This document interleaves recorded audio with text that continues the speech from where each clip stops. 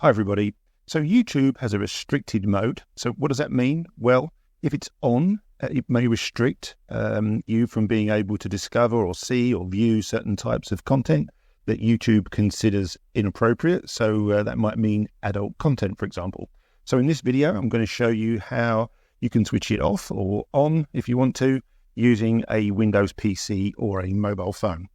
The method is slightly different between PC and mobile phone. So first of all, we'll just do it on the PC. So if you're logged into YouTube and you visit YouTube in a browser, top right-hand corner, click on your avatar and then go down and you'll see an item here called restricted mode. Currently it's on, as you can see. Just left click and then you can hit the toggle and then that will switch that off.